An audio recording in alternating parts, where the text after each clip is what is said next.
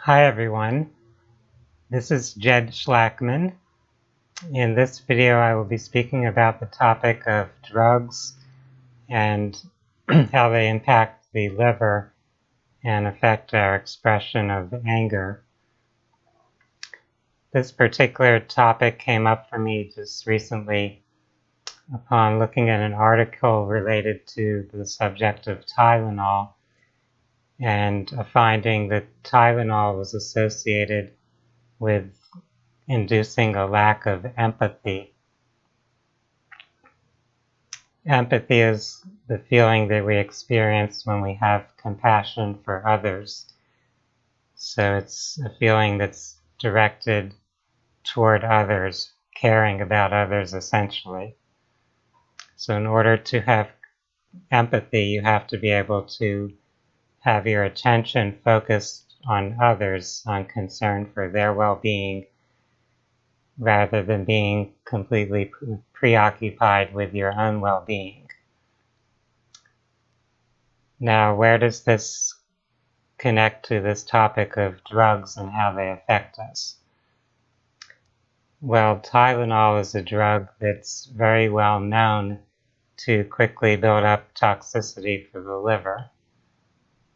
So when people take a lot of Tylenol, it often creates significant dysfunction with their liver. It compromises the liver's functioning and could lead to some serious health issues as a result. This is not the only medication or drug that has a significant effect upon the liver. Since the liver, as one of its multiple responsibilities, is to clear out toxins from our body, it has to process many different drugs. So whether it's a pain medication like Tylenol, or a psychiatric drug, or alcohol, or some other recreational drug, the liver is kept busy. It's stressed when we give it these extra challenges, these additional toxic chemicals that wouldn't normally be in our body. So in that case with Tylenol, it was found that people who were taking Tylenol seemed to potentially have this issue with losing empathy, losing feeling for others. Some people may speculate that this is because Tylenol is a painkiller, so it suppresses feeling on a physical level. It blocks you from experiencing pain. And the idea would be that if you can't experience pain, you wouldn't experience other feelings either. So it could just kind of make you numb. However, I believe there's much more to it than this, and it has a lot to do with the liver and anger, since the liver is the organ which kind of holds or processes the emotional energy of anger. This is kind of a fundamental teaching in Chinese medicine, in Oriental medicine, that the liver is associated with anger. And so your liver is actually helping you with processing that emotion.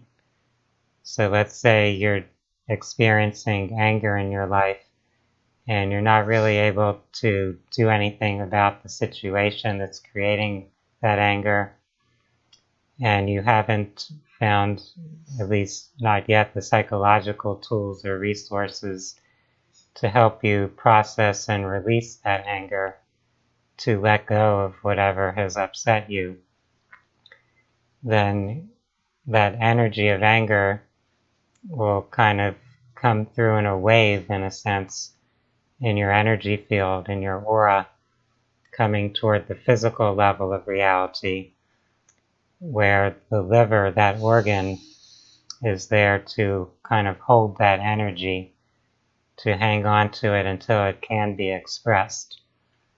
So the liver, in a way, is using its energetic capacity to help hold that anger. However, when it's doing this, that means the liver has less capacity to handle its other biological functions. So when you're dealing with that anger, your liver will perhaps less effectively or efficiently handle the toxins that you're encountering in your environment. So if you're taking drugs or medications that have to be processed through the liver may not handle them as well due to the fact that you have this energy of anger that's taking up the capacity of your liver.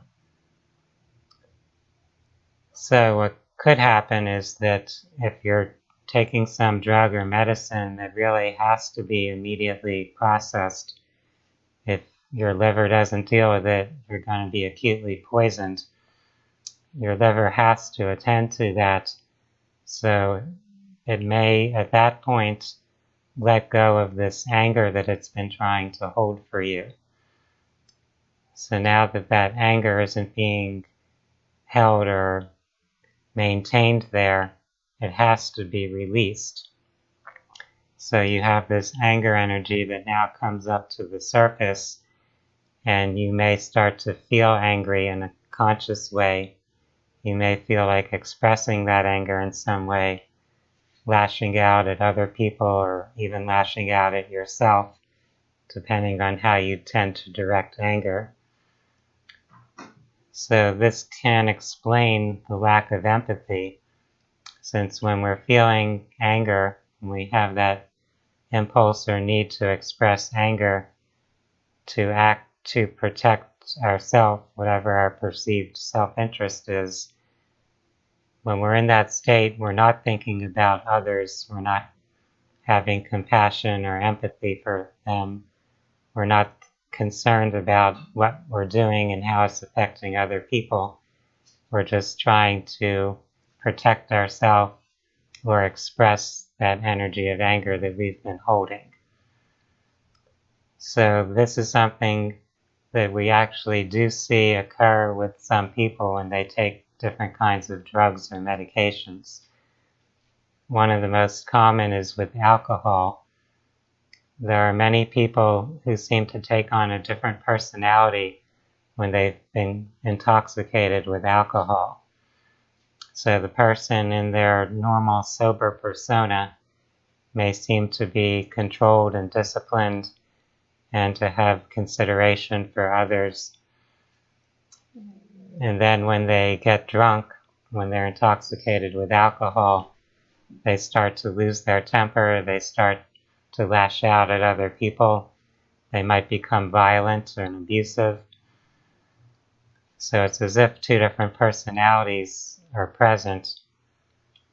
But in a sense, what's happening is the acute intoxication affecting the liver is causing that stored anger energy to be brought to the surface, where it's not suppressed, where it's going to be brought into some activity, some external expression. This happens many times with psychiatric drugs also.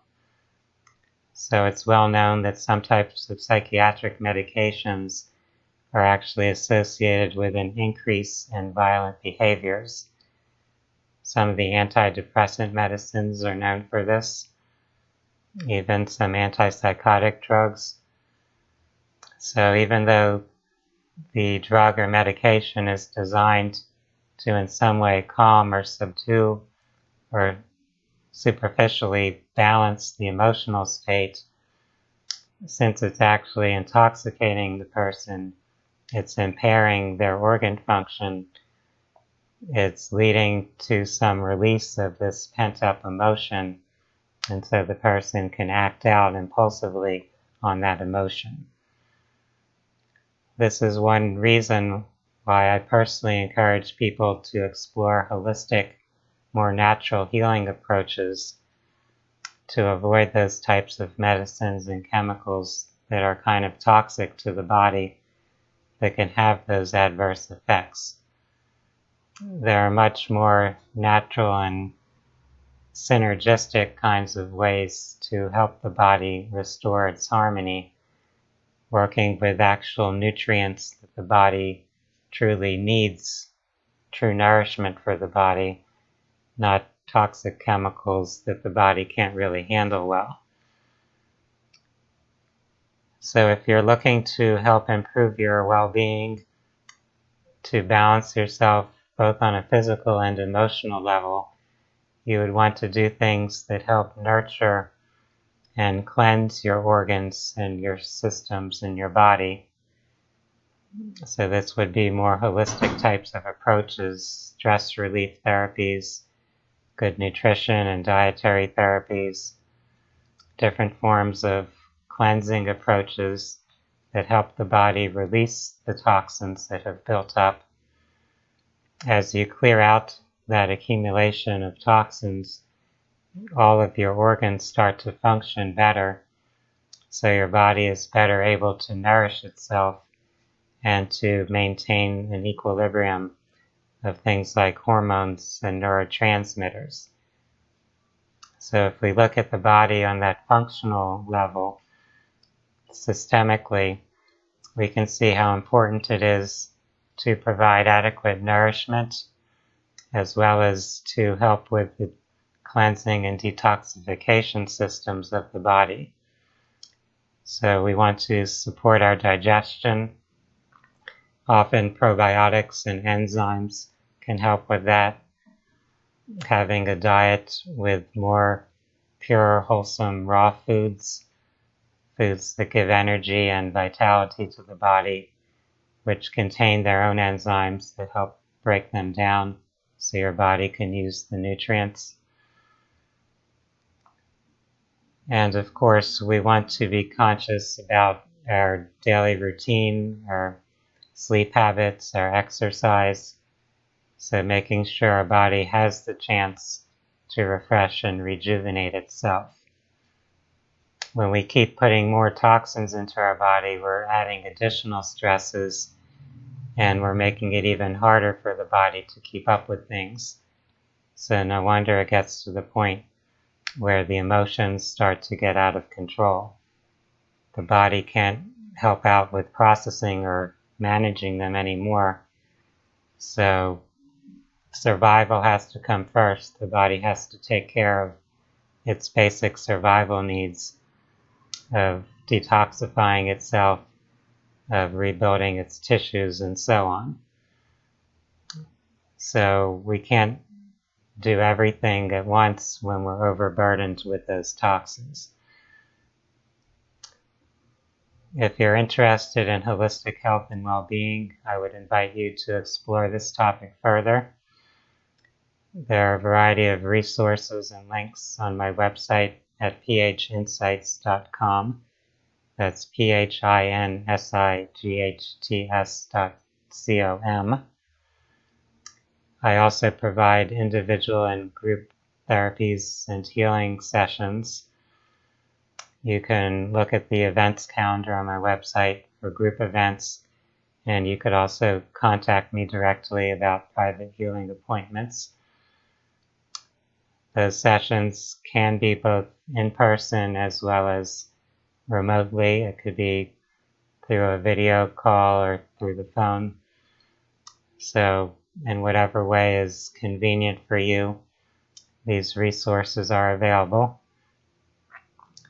For now, I want to wish everyone a wonderful day. I appreciate you for taking your time to view this video and to further educate yourself about holistic health.